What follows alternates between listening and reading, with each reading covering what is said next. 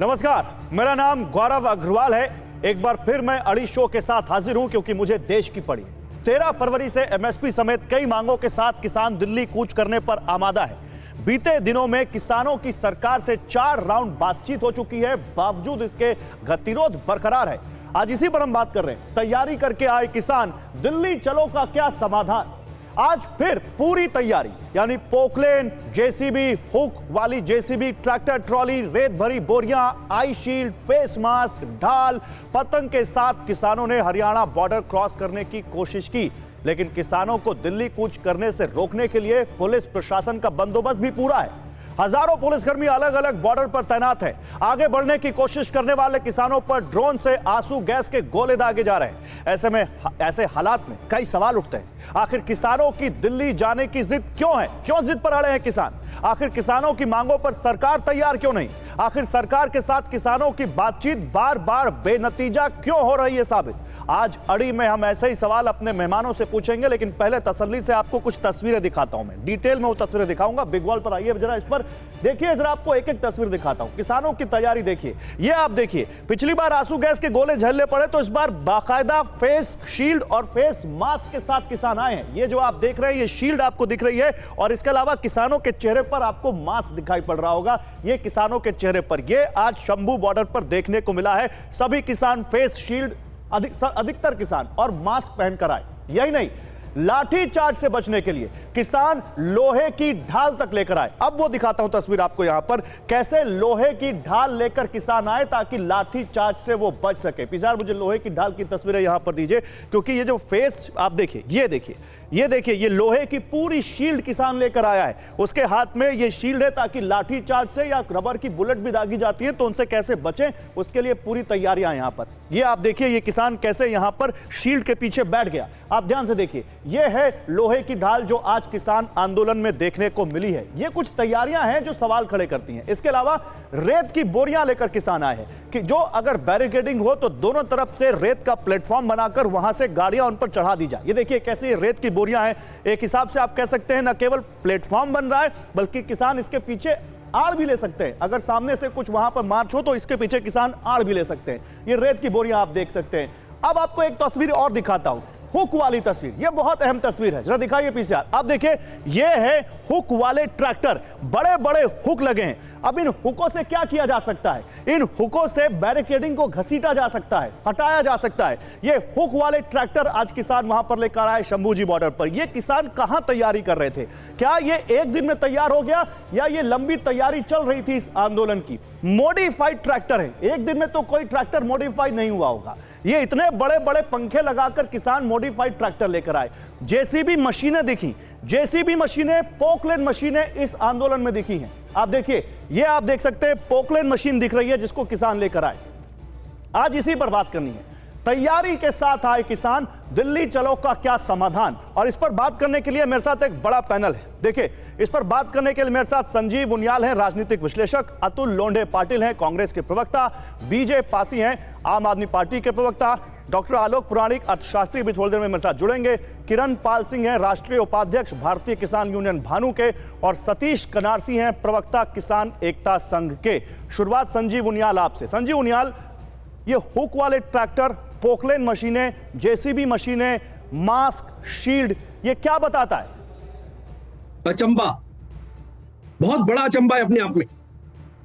जिन किसानों का बचपन से जब हम पढ़ते थे पहली, दूसरी, तीसरी क्लास में, गौरव, किसानों को कितनी श्रद्धा से, कितनी निष्ठा से, कितनी भक्ति से हम देखा करते थे। और जब भी किसानों की बात करते थे तो भीनी भीनी सुगंध आती थी भारत माता की। मेरा देश है वीर जवानों का, ये खेत लहला रहा है, इस तरह के हम बैकग्राउंड से सारे लोग। मैं गढ़वाल से आता हूँ, खेती बैकग्राउंड से हूं, परंतु आज रोना आता है जब पिछली बार का वो लाल किला का सीन, धोखा देते हुए बीच में ट्रैक्टर चलाते हुए लाल किले के ऊपर चढ़ गए। देश की निष्ठा को कहां से कहां पहुंचा दिया। 26 जनवरी का वो सुहाना दिन जब हमें सैल्यूट मारना चाहिए था, हम लाल किले पर चढ़ के हमारी छाती पर मूंग दलने के लिए तैयार हो गए। और आज फिर से कहते हैं कि नहीं, हमें फिर जाने दो दिल्ली। अरे भैया, हुक वाले ट्रैक्टर लेके, तुम ये वैसलीन लेके, तुम ये पतंगे लेके, तुम सीमेंट लेके, तुम तलवारें लेके, तुम ढाल लेके कौन से आंदोलन में जा रहे हो? कौन सा आंदोलन कर रहे हो मेरे मित्र? कहां से किसान हो आप? ये किसान तो भोला भाला खेती कर रहा है वहां पर। देखो एक बार जाके, खेत लहला रहे हैं वहां। और ये उनकी वो गाड़ी कमाई पर नए नए ट्रैक्टर खरीद के 1200 ट्रैक्टर, 200 बसें और इतनी कीमती चीजें मास्क लगा लगा के किससे लड़ने के लिए आ रहे हो? काश किसी ने समझाया होता कि पाकिस्तान से लड़ो, चाइना से लड़ो, अपने देश के वो लोगों से लड़ोगे। और मुझे लगता है कि सरकार का वो दर्द बार बार नजर आता है जब वो एक तरफ कुआं देखता है, एक तरफ खाई देखता है। उसे दर्द होता है, बार बार बातचीत के लिए कहता है। किसी तरह की कोई ईगो, किसी तरह की कोई निष्ठा, किसी भी तरह की उन्होंने अपने अहम को साइड में रख के थंपिंग मेजोरिटी से जीतने वाली सरकार, आज जहां मोदी जाता है वहां मंदिर बन जाता है, जहां नमाज पढ़ी जाती थी वहां मंदिर बन जाता है। परंतु आज भी मोदी, उनके साथ बातचीत करने को मोदी सरकार तैयार है। बार बार झुकती है, बार बार जब देखती है कि लड़ाई होने वाली है तो बार बार आगे बढ़कर उनसे कहती है। नहीं, एक चीज और कही जा रही है, सरकार बार बार कह रही है हम बातचीत के लिए तैयार हैं। तो लोंढे पाटिल, 4 राउंड की बातचीत इस बार हो चुकी है। 5वें राउंड के लिए लगातार कहा जा रहा है कि हम बात करने को तैयार हैं, लेकिन किसान कह रहे हैं या तो पूरी मांगे मानो या तो हम नहीं मानेंगे। तो लोंढे पाटिल, जब भी आंदोलन होता है या जब हम किसी मांग को आगे लेकर बढ़ते हैं तो ग्रेटर गुड के लिए हम कोर चीजों को मानते हैं और फिर क्या कहते हैं कि ठीक है आगे हम उस पर मिल बैठकर बात करेंगे। ये जो जिस तरह की तैयारियां हैं और जिस तरह का एडमेंट रवैया है, क्या किसान आंदोलन वाकई केवल किसानों की मांगों को लेकर है या इसके पीछे और कोई मोटो और भी हो सकता है? देखिए, किसानों के मंशा पर अगर कोई प्रश्न चिन्ह लगाता है तो वो गलत है। मैं ये स्पष्ट तरीके से आपको पहले बता दूं। और ये भी गलत है कि किसानों के खिलाफ कोई अपप्रचार करे। थोड़ी बात मेरी अच्छे से सुन लो। इस देश में क्या हो रहा है? इस देश में चाइना से लड़ने की हिम्मत प्रधानमंत्री में नहीं है, चाइना का च नहीं निकालता। और इस देश के विदेश मंत्री कहते हैं नहीं नहीं वो तो हमसे बहुत बड़ी इकोनॉमी है, हम लड़ नहीं सकते। 65 पेट्रोलिंग पॉइंट में से 27 पेट्रोलिंग पॉइंट पर कब्जा कर लिया चाइना ने। और ये उनियाल जी यहाँ कह रहे हैं चाइना से लड़ो। लड़ने की ताकत तो हमारे सेना में है, क्या हमारे देश के प्रधानमंत्री में और विदेश मंत्री में है? तो वो नहीं है। वो स्पष्ट तरीके से दिखता है। अभी नया स्लोगन चल रहा है, जय जवान जय किसान, जो है अभिमान से कहते थे जय जवान जय किसान बात करते थे। अभी रौंद जवान, अग्निवीर लगा के रौंद जवान और एमएसपी का झूठ बोल के रौंद किसान। देखिए गौरव जी, मैं अभी बात कर रहा हूं, एमएसपी का वादा किसने किया था? मेरे महाराष्ट्र में यवतमाल में आके इस देश के प्रधानमंत्री ने कहा था, तब मुख्यमंत्री थे गुजरात के, दाबड़ी से कहा था कि C2+50% मैं दूंगा। आते से पहला निर्णय होगा कि मैं किसानों की सारा जो कर्जा है किसान का पहला साइन करूंगा उसको माफ करने का। ये इन्होंने कहा था जब 3 काले कानून लाए थे। तो जब वापस लिया आंदोलन तो उस वक्त इन्होंने लिख कर दिया था कि एमएसपी को कानूनी जामा पहनाने के लिए एक समिति बनाई जाएगी और समिति अपना रिपोर्ट देगी। 2 सवा 2 2.5 साल हो गए, अब तक रिपोर्ट नहीं दिया। क्या सवाल तो सरकार से पूछने चाहिए कि किसान आ रहे, आपने कील ठोक दी, आपने बारबेड वायरिंग लगा दी, कील वाली वायरिंग लगा दी, आपने इतना बड़ा बैरिकेड्स लगा दिए, आपने लोहे का, अच्छा ठीक है, ओके, रोक सकते हो, रोकने के लिए सारे साधन जो है वो देश के सरकार ने लगाए। तो क्या सरकार किसानों के साथ लड़ना चाहती है? मैं ये सवाल पूछूंगा अपनी डिबेट में, लेकिन अतुल लोंढे पाटिल मैं कुछ दिखाना चाहता हूं। 4 राउंड हो गए। सुनिए अतुल जी, अब मैं दिखाता हूं कि एमएसपी की गारंटी, क्या इस पे जो सवाल उठाए जा रहे हैं, कुछ विशेषज्ञ कह रहे हैं कि एमएसपी की गारंटी ये अर्थशास्त्र कम और राजनीति ज्यादा है। आइए इससे जुड़े आपको कुछ यहां पर मैं आपके सामने कुछ तथ्य रखता हूं। देखिए, डेयरी, कृषि, बागवानी, पशु, एमएसपी की फसल को मिला दें तो जो कुल लागत होती है, जो उत्पाद होता है, वो 40 लाख का होता है, 40 लाख करोड़ का, जो वित्त वर्ष 2019-20 का आंकड़ा है। अगर इसमें एमएसपी की फसल की लागत निकालें, केवल एमएसपी वाली 24 फसलें, तो वो 10 लाख करोड़ का उत्पादन होता है। और उसमें से एमएसपी की खरीद कितनी फसल की होती है? मात्र 2.5 लाख करोड़। कुल फसल अगर देखें तो उसका 6% और एमएसपी की फसल का 25%। गारंटी देने पर सरकार को 10 लाख करोड़ रुपए का प्रावधान बजट में करना होगा, जरूरी करना होगा। चाहे वो खरीदे उतने पर ना खरीद पाए, उसको 10 लाख करोड़ का प्रावधान करना होगा।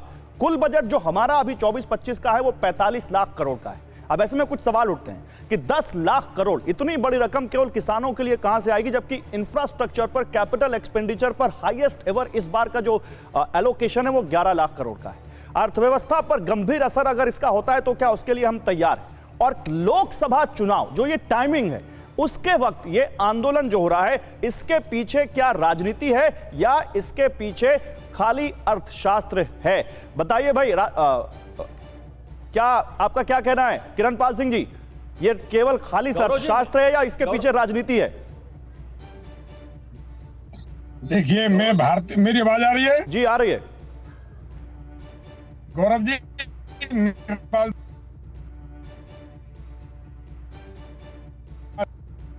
किरणपाल जी, आपका बताना चाहूंगा कि हम पहले भी बता रहे हैं, किसान लड़ाई हम भी लड़ते हैं। हाँ। और किसानों की लड़ाई पहले भी हमने लड़ी है और हम लड़ते रहते हैं और आज भी लड़ रहे हैं। परंतु जहां धन हानि, राष्ट्र हानि और जन हानि होती है, वो किसानों के कंधे पर रखकर अगर कोई राजनीति करता है तो ऐसे संगठनों का और ऐसे लोगों का हमारा भानु संगठन साथ नहीं देता। भानु संगठन अपनी लड़ाई लड़ता है, किसान आप किसान ही है ना, बिना राजनीति के लड़ता है। आप किसान है ना? जहां पिछली बार आपने बताया लाल किले पे पिछली बार जिस तरह से, अरे मैं पूछ रहा हूँ आपसे किरणपाल जी, आप किसान ही है ना? क्योंकि आपको अभी कह देंगे कि ये किसान नहीं है, आप किसान ही है ना? हाँ, ये कह देंगे हम असली किसान हैं। मैं मथुरा से बिलोंग करता हूँ, असली किसान हम हैं। जो राजनेता होते हैं वो किसान नहीं है। जो ये बैठे जो मुझे कहे किसान नहीं है, वो उनको शर्म आनी चाहिए। हम किसानों के घर में पैदा हुए हैं और असली किसान है गौरव जी हम। तो आप क्या कह रहे हैं, ये किसान आंदोलन सही है? इनकी मांगे सही है या नहीं है? देखिए, आंदोलन मांग सही है, पर इनका जो कर्तव्य है, जिनका जो तरीका है वो गलत है। मांग सही है, बिल्कुल मांग सही है। हम कह रहे हैं हमें एमएसपी पर लड़ाई लड़नी है, हमें किसान आयोग पर बनाना है, हमें किसानों की बात करनी है, परंतु ये तरीका गलत है। तरीका गलत है। ओके, सतीश कनारसी किसान एकता संघ के प्रवक्ता हैं। सतीश कनारसी, मांग सही है लेकिन तरीका गलत है, क्या कहना है? देखिए, मांगे भी सही है, उनका तरीका भी सही है, क्योंकि वो अपनी मांगों को लेकर दिल्ली के दरवाजे पे पहुंचना चाह रहे हैं। इस तरीके से बैरिकेडिंग की गई है, इस तरीके से कीलें वहां लगाई गई है, आंसू गैस के गोले दागे जा रहे हैं कि क्या ये भारत और पाकिस्तान की लड़ाई हो रही है? देश के अन्नदाता अपनी मांगों को लेकर के जो आंदोलन, आंसू गैस के गोले दागे जा रहे हैं, तो वो हुक वाले ट्रैक्टर, वो पोकलेन मशीनें, वो जेसीबी मशीनें, वो सही है? जब आप किसी के ऊपर हमला करोगे, इस तरीके से आप दुश्मनी के तरीके से आप हमला किसानों पे कर रहे हो, तो किसान अपना बचाव नहीं करेगा। इस देश का अन्नदाता है, उसको दिल्ली आना देना चाहिए और उनकी गंभीरता से बात सुननी चाहिए। जो आपने जब आंदोलन को स्थगित हुआ था, आंदोलन जो वार्ता उस समय हुई थी, उन पहली बार आंसू गैस के गोले दागे जा रहे हैं, पहली बार पानी की बौछार की जा रही है। आपने इससे पहले सतीश कनारसी इस देश में राजनीतिक पार्टियों के आंदोलनों को भी देखा होगा। वो जेसीबी मशीनें लेकर आते हैं क्या? वो लेकर आते हैं पोकलेन मशीनें, वो आते हैं दिल्ली में बैरियर को हटाने के लिए पोकलेन मशीनें लेकर। जब आप किसानों को, देश का अन्नदाता, आप राजनीतिक पार्टी से किसानों को नहीं जोड़िए। देश का अन्नदाता वो किसी भी जाति और धर्म नहीं है, सर्व जाति और सर्व धर्म। अरे आंदोलन तो आंदोलन होता है सतीश कनारसी, आंदोलन करने का तरीका होता है ना। आंदोलन करने का तरीका सही है, बिल्कुल। किसान अपनी मांगों को लेकर आ रहे हैं, उनकी एक भी मांग नाजायज नहीं है, सारी मांगे जायज है। किसान, अब उनसे वार्ता की जाए। जो आपने पहले आंदोलन में जब वार्ता हुई थी, जब आंदोलन स्थगित हुआ था, उस समय आपने जो बातें रखी थी उन पर आप अमल कीजिएगा। ठीक है, किसान किसी, बताइए भाई, आंदोलन भी सही है, तरीका भी सही है? उनियाल साहब, आंदोलन भी सही है, तरीका भी सही है? मैं दो बातें, अब मैं पहले वाले पार्ट में दूसरी बात करी, मैं दो बातें कहना चाहता हूं। गौरव, मैं दो चीजें आपके दर्शकों को बताना चाहता हूं। जब चौथे राउंड की बैठक चली, चौथे राउंड की बैठक के समय अर्जुन मुंडा, पीयूष गोयल और तीसरे एक मंत्री और थे। जब ये बैठक चल रही थी तो बैठक के बाद सौहार्दपूर्ण वातावरण में बैठक चली, और जब बैठक खड़े होने लगे, जब आपने बाय बाय किया, तो आपने देखा दोनों तरफ के लोगों ने कहा कि हमारी बहुत अच्छी बैठक हुई है और हम एमएसपी के लिए 4 फसलों के लिए भी ऑलमोस्ट तैयार हैं, पर हम अभी बाहर जाके सलाह करेंगे। तो मैं बता रहा हूं आपको, बाहर किससे सलाह करेंगे? भाई, आप वो नेता हैं जो कि वार्ता में आए हैं, आपके पास डिसाइसिव पावर है। अगर सरकार कहती नहीं जी मैं तो मोदी जी से पूछूंगा, पीयूष जी, नहीं तो मैं तो अमित शाह जी से पूछूंगा, पर ऐसा नहीं कहा उन्होंने। वो पावर आपके नेताओं के पास थी उस दिन बैठक में, परंतु जब आप बैठक से उठे तो आपको इंस्ट्रक्शन कहीं और से आनी थी क्या? ठीक है, जब आपने इंस्ट्रक्शन, बीजे पासी साहब कहां से आ रही होगी इंस्ट्रक्शन? आम आदमी पार्टी के प्रवक्ता हैं बीजे पासी, आप बताइए, ये अर्थशास्त्र है या राजनीति है? और लोकसभा चुनाव के वक्त की टाइमिंग, इस पर सवाल क्यों ना उठाएं? गौरव अग्रवाल जी, ना ये राजनीति है ना ही किसानों की मांगे गलत हैं, ये केंद्र सरकार की वादा खिलाफी है, केंद्र सरकार के किए वादे मुकरने के कारण है। पहली चीज मैं बता दूं। दूसरी चीज मैं ये बता दूं कि आपने देखा होगा हमारे माननीय मुख्यमंत्री भगवंत मान जी खुद 4 में से 3 मीटिंग में बैठे रहे, खुद शामिल हुए, दोनों पक्षों को बुलाया। अभी हमारे एक बहुत अच्छे हमारे पैनलिस्ट कह रहे थे कि बड़े सौहार्दपूर्ण माहौल में बातें हुई। आपने देखा होगा जब भी चारों मीटिंग हुई हैं, 3 मीटिंग में भगवंत मान जी और हरपाल चीमा जी एक में थे, साथ में एक में धालीवाल साहब थे, और चारों मीटिंग के बाद केंद्रीय मंत्रियों ने भी ये कहा कि हाँ बहुत अच्छे सौहार्दपूर्ण माहौल में बात हुई है। किसान लीडर्स ने भी यही कहा, हमने उनको पूरी तरह से बहुत अच्छा माहौल दिया। लेकिन इसमें प्रॉब्लम कहां से शुरू हुई? अगर आप गौरव जी देखोगे, अभी भी किसानों को जो अराजक कहने की कोशिश की जा रही है। आप देखिए, क्योंकि मैं शंभू से महज 15 किलोमीटर की दूरी पे रहता हूं, अभी मैं एपीजेन हॉस्पिटल राजपुरा से आ रहा हूं। जो हरियाणा सरकार ने 13 तारीख को किसानों ने बॉर्डर पे पहुंचना था, 9 तारीख से जो उकसाने का कार्य बीजेपी ने पता नहीं किस मकसद के साथ हरियाणा की सरकार ने किया। नहीं तो शंभू बॉर्डर पर ये जो कुछ हो रहा है आप तो देख रहे होंगे बाकायदा, इसको आप जायज मानते हैं जो शंभू बॉर्डर पे हो रहा है? जो हरियाणा सरकार कर रही है बिल्कुल नाजायज कर रही है। और किसान जो लेकर आए हैं पोकलेन मशीनें, जेसीबी मशीनें। मैं एक चीज बताइए गौरव जी, पांचरू गैस के घोड़े का मुकाबला किसान गिल्ली बोरियों से कर रहे हैं, किसान अराजक हो गए। सड़कें खोद मैंने नहीं कहा अराजक, किसी ने नहीं कहा अराजक, इस डिबेट में किसी ने नहीं कहा अराजक। मैं आपको डिस्क्लेमर दे दूं, मेरे मुंह से एक बार भी आपने अराजक नहीं सुना होगा। मैं केवल सवाल पूछ रहा हूं। और मैं एक चीज और कह दूं, TV9 भारतवर्ष और मैं अपनी निजी कैपेसिटी से, हम दोनों किसानों का सम्मान करते हैं और सम्मान करते रहेंगे, लेकिन इसका मतलब यह नहीं कि सवाल नहीं पूछेंगे। मैं तो ये पूछ रहा हूं कि 1-1.5 साल आप कहां थे? और जिस तरह से ये मॉडिफाइड मशीनें दिख रही हैं कि ये मॉडिफाइड मशीनें एक दिन में तो नहीं हुई होंगी। मेरे साथ आलोक पुराणिक हैं, अर्थशास्त्री हैं, मैं उनके पास जाना चाहता हूं, लेकिन एक रिपोर्ट दिखाना चाहता हूं। देखिए, एमएसपी की गारंटी के साथ ही किसानों की मांग है कि स्वामीनाथन आयोग की सिफारिश के आधार पर एमएसपी तय की जाए। विशेषज्ञों के मुताबिक सरकार ने अगर यह मांग मान ली तो फसलों के दाम 40% तक बढ़ सकते हैं। और वो मैं आपके सामने मैथ दे रहा हूं, मैं ऐसे हवा में नहीं बोल रहा हूं। क्या है मैथ? देखिए, कपास के जो दाम है, जो एमएसपी है घोषित, वो 5800 रुपए है। लेकिन अगर बात मान ली जाए जो एमएसपी का फॉर्मूला स्वामीनाथन आयोग का है C2+50, तो ये करीब 8121 हो जाएगा, यानी 40% तक दाम बढ़ सकते हैं। इसी तरह जो घोषित है एमएसपी जौ पर, वो है 1850 रुपए प्रति क्विंटल, लेकिन एमएसपी फॉर्मूला की डिमांड C2+50 माना गया तो ये 2421 रुपए प्रति क्विंटल हो जाएगा, जो 31% तक महंगा हो सक जाएगा। चने की मौजूदा एमएसपी 5440 रुपए प्रति क्विंटल है, लेकिन एमएसपी फॉर्मूला की डिमांड मानी गई तो ये 6820 रुपए प्रति क्विंटल के रेट पर होगा, जो 26% तक महंगा हो सकता है। मसूर की मौजूदा एमएसपी 6425 रुपए प्रति क्विंटल है, और अगर डिमांड मानी गई तो 7335 रुपए प्रति क्विंटल इसका रेट होगा, जो 14% तक बढ़ जाएगा। इसी तरह गेहूं के एमएसपी की डिमांड मानी गई तो ये 9% तक महंगा हो सकता है, और सरसों की मौजूदा एमएसपी 5650 रुपए से बढ़कर 6102 होगी, जो 8% तक महंगा हो जाएगा। आलोक पुराणिक जी, बहुत सारे नंबर्स हैं, 1.5 लाख करोड़ से लेकर 10 लाख करोड़ और 17 लाख करोड़ तक के नंबर्स हैं कि एमएसपी की गारंटी अगर सरकार ने दी इन 24 फसलों पर तो इतना ज्यादा बोझ एक्सचेकर पर, सरकारी खजाने पर आएगा, अर्थव्यवस्था डिस्टॉर्ट हो जाएगी और बहुत सारी दिक्कतें आम आदमी पर आएंगी। बतौर अर्थशास्त्री आपका क्या आकलन है? मैं 3 बातें आपसे कहना चाहूंगा। नंबर एक बात यह कि 23 फसलों की अगर एमएसपी पे अगर कीमत आप 23-24 में देंगे तो वो आ रही है 15 लाख करोड़ रुपए। 15 लाख करोड़ का मतलब समझते हैं आप? कुछ दिनों पहले जीएसटी का कलेक्शन 1 लाख पर सर सामने देखिए, सर सामने देखिए, आप ऊपर टीवी पर देख रहे हैं, शायद सामने फ्लैप पे देखिए। हाँ, मैं ये कह रहा हूं, मेरा कहना यह है कि अगर 23 क्रॉप्स की एमएसपी पे प्राइस कैलकुलेट करेंगे तो 15 लाख करोड़ रुपए आता है। ये फिगर आप समझिए कि पूरे साल का जीएसटी का पूरा कलेक्शन, ये एक आसमान में तारे जैसे मांगने वाली बात है। नंबर दो बात है कि अगर एक धंधे में ये समस्या आ रही है कि मुझे फ्री का दो बिजली, फ्री का दो पानी, कर्ज में दूंगा नहीं और प्राइस में अपने हिसाब से तय करूंगा, तो धंधे की इकोनॉमिक्स में बेसिक गड़बड़ है। आप दोबारा सोचिए कि पैसे क्यों नहीं आ रहे। पैसे इसलिए नहीं आ रहे कि पैसे वहां से आएंगे जहां से पैसे आते हैं। आटा बनाने वाली कंपनी का नाम है सबसे बड़ी आशीर्वाद ब्रांड आटा, आईटीसी, उसका प्रॉफिट बढ़ता जाता है, गेहूं का किसान वाला रोता है। चिप्स वाली कंपनियां धुआंधार पैसा कमा रही है, आलू वाला रोता है। तो पैसा कहाँ है? प्रोसेसिंग में। पैसा वहां से आएगा जहां पैसा है। अभी कंपनी को लाने की बात करो तो कंपनी को नहीं आने देना चाहिए।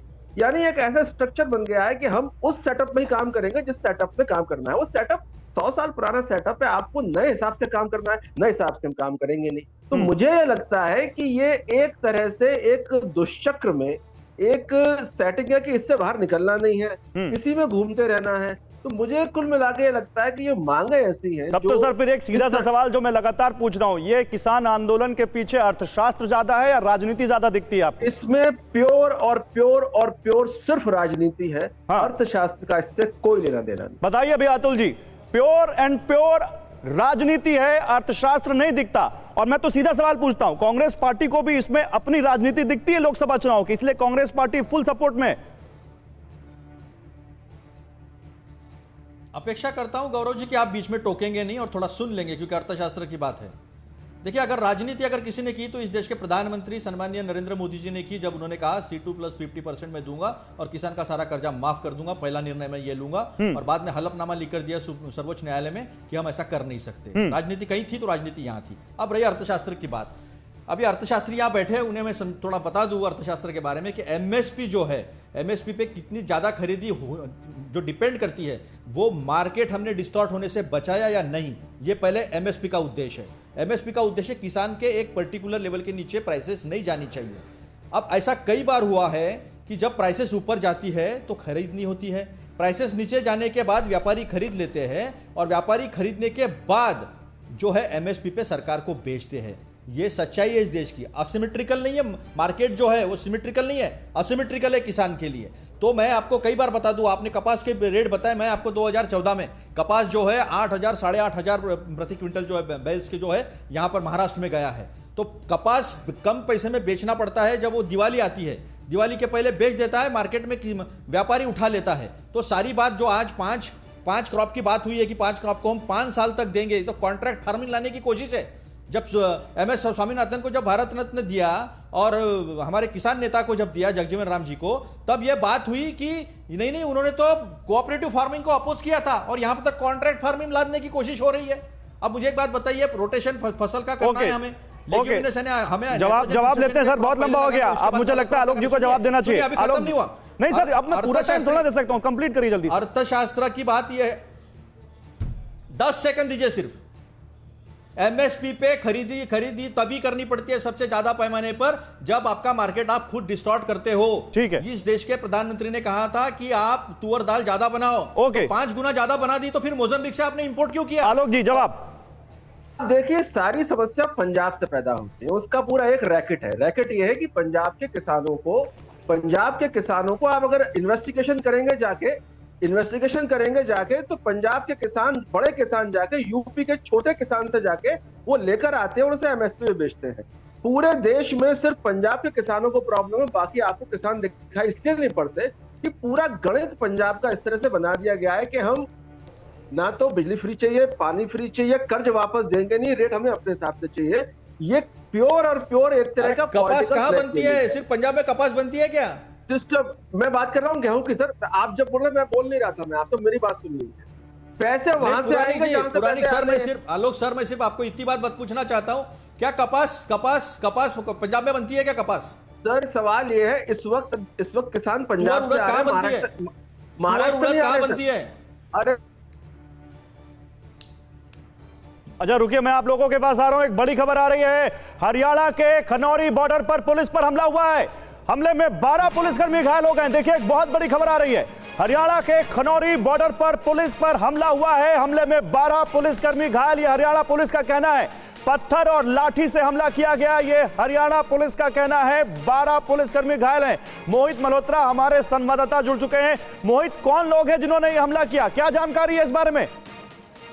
देखिए, हरियाणा पुलिस के द्वारा सोशल मीडिया प्लेटफॉर्म एक्स पर एक पोस्ट की गई है और उसमें बताया गया है कि पराली पर मिर्च डालकर आग लगाई गई और वहां पर जो पैरामिलिट्री फोर्सेज और हरियाणा पुलिस के जवान थे उनको घेर लिया गया, उन पर लाठी, डंडों, गंडासों से हमला किया गया है, जिसमें 12 पुलिसकर्मी घायल हुए हैं। और ये हरियाणा पुलिस की तरफ से कहा गया है कि किसान आंदोलन की आड़ में उपद्रवी लगातार उपद्रव कर रहे हैं, पुलिस पर हमला कर रहे हैं और संयम से लोग काम लें, संयम के साथ अपना आंदोलन जारी रखें, ये अपील हरियाणा पुलिस के द्वारा की गई है और पूरी घटना की जानकारी शेयर की गई है। ये जगह वही पर है जहां पर किसान आंदोलन कर रहे हैं? देखिए, दो मुख्य पॉइंट्स है, एक तो शंभू बॉर्डर और एक दूसरा बॉर्डर है खनौरी बॉर्डर, जो कि जींद नरवाना से पंजाब के पटियाला को कनेक्ट करता है। हाँ। तो वहां पर ये टकराव की स्थिति लगातार सुबह से ही बनी हुई है। वहां पर भी किसान लगातार प्रयास कर रहे हैं कि वो अंदर पंजाब की सीमा से हरियाणा की सीमा में दाखिल हो सके, और उसी के चलते टकराव की स्थिति बन रही है। ठीक है, बहुत शुक्रिया आपका मोहित। कनार्सी जी, आप बताइए, सतीश कनार्सी, अभी तक ये जो था, ये लग रहा था कि किसान आगे बढ़ना चाह रहे हैं और पीछे से हरियाणा पुलिस उनको रोकना चाह रही है, लेकिन अब हरियाणा पुलिस पर हमला, अभी कोई कंफर्मेशन नहीं है कि उपद्रवी कौन है। आप इसको कैसे देखते हैं? देखिए, जब तक हम नहीं, इसको कंफर्मेशन जब तक नहीं दी जा सकती, जब तक हरियाणा पुलिस ये सुनिश्चित ना कर दे कि ये जो किसान दिल्ली आ रहे हैं, ये इन किसानों ने किया है। असामाजिक तत्वों द्वारा भी इस आंदोलन को बदनाम करने के लिए ऐसी कई साजिशें रची जा सकती है। आपने पहले आंदोलन में भी देखा होगा, बहुत घटनाएं हुई जिसे किसान आंदोलन से जोड़ा गया। किसान देश का अन्नदाता है, ये पूरे शांति। अरे तो उस समय किसान इस चीज को इंश्योर कर रहे थे, यही तो मैं सवाल पूछ रहा हूं कि किसानों का ये आंदोलन कहीं दूसरे गलत हाथों में ना चला जाए। किसानों को जिस तरह से ये पोकलेन मशीनें होकर गैस मास्क लेकर आए हैं, इस साल में तो कोई कुछ भी ले आएगा और आप कह देंगे तरीका जायज है। देखिए, ये सिर्फ रोड से बैरिकेडिंग हटाने के लिए, अपनी व्यवस्था को सही करने के लिए, दिल्ली पहुंचने के लिए लेकर के आए हैं। जब पुलिस प्रशासन द्वारा, जब सरकार द्वारा इतनी बैरिकेडिंग की गई है और किसानों को दिल्ली नहीं आने दिया जा रहा है, किसान अपनी बातों को रखने के लिए जो वादा खिलाफी, मैं ये नहीं कह रहा हूं कि किसानों ने किया है, मैं तो ये पूछ रहा हूं कि किसान आंदोलन का फायदा ना उठा ले कोई। एक तरफ पॉलिटिशियन, दूसरी तरफ इस तरह के असामाजिक तत्व, तो किसानों को इस बात का जरा सा भी अंदेशा है? किसान बिल्कुल जागरूक है। किसान पूरी शांतिपूर्ण तरीके से इस लड़ाई को, अपनी जायज मांगों को मनवाने के लिए जो वादा खिलाफी केंद्र सरकार ने की है, उसे बताने के लिए दिल्ली जाना चाह रहे हैं। अगर चाहते, अगर सरकार का दायित्व शांति बनाने का, सरकार उन उपद्रवियों की जांच करे और देखे कौन है वो लोग, उनके खिलाफ कार्रवाई होनी चाहिए। इस तरीके से किसानों को बदनाम नहीं किया जाना चाहिए। जब तक हरियाणा पुलिस ये सुनिश्चित ना कर दे कि ये वो किसान है जो पंजाब से आए हुए हैं या कोई, मैंने ये कहा ही नहीं। देखिए, हमारे पास पीसीआर कह रहा है कि कुछ यहां पर जानकार है, उनकी बाइट आई हुई। बताइए पीसीआर, किसका बयान आ रहा है? पुलिस क्या कह रही है, सुनाते हैं आपको, सुनिए पुलिस क्या कह रही है। किसान आंदोलन के दौरान आज प्रदर्शनकारियों द्वारा दाता सिंह खनौरी बॉर्डर पर पुलिस कर्मियों को घेरकर पुलिस नाके के आसपास भारी मात्रा में पराली में मिर्च पाउडर डालकर आग लगा दी गई और पुलिस कर्मियों पर प्रदर्शनकारियों द्वारा भारी पथराव तथा लाठी गंडासे से भी हमला किया गया। इस हमले में लगभग 12 पुलिसकर्मी गंभीर रूप से घायल हुए हैं और इस जहरीले धुएं के कारण नाके के आसपास के क्षेत्र में पुलिस कर्मियों को सांस लेने में दिक्कत हुई और दिखने में भी भारी परेशानी का सामना हुआ। प्रदर्शनकारियों से ये अपील की जाती है कि वे ऐसा ना करें, क्योंकि जहरीले धुएं से विजिबिलिटी कम हो जाती है और पुलिस कर्मियों द्वारा कानून व्यवस्था बनाए रखने का प्रयास न केवल बाधित होता। अब देखिए, एआईजी जो रेंज है हरियाणा की, वो कह रही है यहां पर कि किसान आंदोलन के दौरान ये हुआ जहां पर 12 पुलिसकर्मियों को पर हमला हुआ, उनके ऊपर पराली में मिर्च डालकर वहां आग लगाकर धुएं में जहरीला धुआं पैदा किया गया। बीजे पासी साहब, अभी आप तो शंभू बॉर्डर से है ना, ये क्या हो रहा है किसान आंदोलन के दौरान? देखिए गौरव जी, हिंसा किसी भी तरफ से की गई हो वो गलत है, कानून को हाथ में लेना गलत है। हिंसा अगर इसे उपद्रवियों ने किया तो हरियाणा पुलिस को उसके ऊपर भी एक्शन लेना बिल्कुल बनता है, क्योंकि चाहे पुलिसकर्मी है वो भी हमारे हैं और चाहे किसान है वो भी हमारे। मैं तो यही पूछ रहा हूं, मैंने ये तो कहा ही नहीं, मैं तो ये पूछ रहा हूं बासी साहब कि ये बताइए, किसान आंदोलन कहीं कोई गलत दिशा में तो नहीं जा रहा? किसान गलत दिशा में नहीं जा रहे। मैं आपको एक वीडियो दिखा रहा हूं, इसके सिर में गोली मारी गई है पुलिस की तरफ से, ये लड़के के खनौरी। नहीं, ऐसा कोई भी वीडियो हम नहीं दिखाएंगे जो वेरीफाइड ना हो, बिल्कुल मत दिखाइए, हम नहीं दिखाएंगे जब तक कोई वीडियो नहीं। अगर आप ऐसा कोई वीडियो जो वेरीफाइड नहीं हो वो मैं नहीं दिखाऊंगा, ना मैं अलाउ करूंगा। आप बोलिए। इसका नाम है शुभकरण सिंह, इसका नाम है, बटाला बठिंडा जिले का रहने वाला है। पहली चीज। दूसरी चीज मैं बताता हूं कि बीजेपी की मंशा पे शक पैदा होता है। वो चाहती है कि किसान आंदोलन के नाम पे कहीं ना कहीं कुछ ऐसा हो। मैं बीजेपी को ये नहीं कह रहा कि उन्होंने करवाया, पर बीजेपी के जो हरियाणा सरकार ने 9 तारीख से हरियाणा में माहौल बना रखा है, तो इसी तरफ इशारा कर रहा था। इनको पीसफुली दिल्ली आने दीजिएगा। दिल्ली में आपने एक क्वेश्चन किया था, अशरू घास के घोड़े का पहली बार चलाए गए हैं, तो मैं क्वेश्चन करता हूँ, दिल्ली में क्या एजुटेशन पहली बार होना था? दिल्ली में क्या वहां पे किसानों ने आके आंदोलन पहली बार करना था? अरे तो जब दिल्ली आपके पास चलकर आ रहा है, जब दिल्ली की सरकार आपके पास चलकर आ रही है, तो आप दिल्ली आने पे ही क्यों आमादा है? जब सरकार आपके साथ चंडीगढ़ में बैठकर बात कर रही है, 4 राउंड आपके साथ बातचीत कर ली सरकार ने। दिल्ली की सरकार 4 बार बुलाया आए, चारों बार माहौल अच्छा दिया गया, लेकिन उसके बावजूद भी वो फाइनल नहीं कर पाए। अब अगर किसान दिल्ली आके पीसफुली एजिटेशन करना चाहते हैं तो हरियाणा तो सरकार पीसफुली एजिटेशन करना चाहते हैं तो ये हुक क्यों लेकर आ रहे हैं संजीव उनियाल? ये ट्रैक्टर क्यों लेकर आ रहे हैं? पीसफुली ये एजिटेशन बातों करना में- चाहते हैं तो ये फिर इस तरह के इतने बड़े बड़े मशीनें क्यों लेकर आ रहे हैं? गौरव, बातों में विरोधाभास है। मैं शांतिपूर्ण आंदोलन करने के लिए घर से चला हूं। अपने साथ में क्या लेके चल रहा हूँ? तलवार लेके चल रहा हूँ, ढाल लेके चल रहा हूँ, दांतों वाली क्रेन लेके चल रहा हूँ, ट्रैक्टर के टायर बदल के चल रहा हूँ, पतंगे लेके चल रहा हूँ, सीमेंट लेके चल रहा हूँ, 6 महीने का राशन लेके चल रहा हूँ। मैं प्रिज्यूमेबली ये मान के चल रहा हूँ कि मैंने सरकार के साथ हाथों से हाथ उसके साथ लोहा लेना है। मैं लड़ाई में जा रहा हूँ, मैं बातचीत करने के लिए नहीं जा रहा हूँ। ये साफ नजर आ रहा है। अरे बातचीत करने के लिए सरकार 5वीं राउंड के लिए भी तैयार बैठी है, पर आप बातचीत तो करो। और देखिए, उसी दौरान 12 पुलिस कर्मियों को मारा गया, उसके लिए इनके पास एक शब्द नहीं है। पीछे से आके पराली जलाई गई जहरीली गैस डाल के। उसका नुकसान कितना पर्यावरण को होने वाला है, देश को होने वाला है, बच्चों को होने वाला है, आसपास के गांव को होने वाला है। 12 पुलिस कर्मी भी किसी के बाप हैं, किसी के बहन है, किसी के भाइयों के उनके भाई हैं, किसी परिवार के सदस्य हैं। उनकी चिंता इनको पासी साहब एंड पार्टी को बिल्कुल नहीं है। ये इन लोगों को मरवाने पे लगे हैं। नहीं, बिल्कुल नहीं। अभी आप संजीव उनियाल ये देखिए, हमने भी नहीं कहा और आप भी इस बात को कहने से थोड़ा सा अपने आप को रिस्ट्रेन कीजिए कि इसके पीछे किसान है। ये पुलिस ने कहा है कि किसान आंदोलन के दौरान ये हुआ है।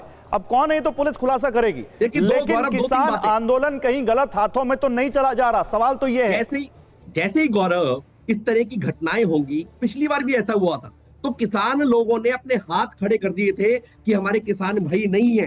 तो आपके पास क्या आईडी दीजिए आप सारे लोगों को कि हमारे किसान में पार्टिसिपेंट्स है। आप जब पार्टिसिपेंट्स का आईडी नहीं दे रहे किसी को, तो कोई भी व्यक्ति इस आंदोलन में पकड़ा जाएगा, वो किसान ही माना जाएगा। ये जो है एक लॉ। बताइए अतुल लोंढे पाटिल साहब, कोई भी व्यक्ति जो किसान आंदोलन में पकड़ा जाएगा वो किसान ही माना जाएगा? एक बड़ा क्वेश्चन मार्क लग रहा है यहां पर अब इस आंदोलन पर ही।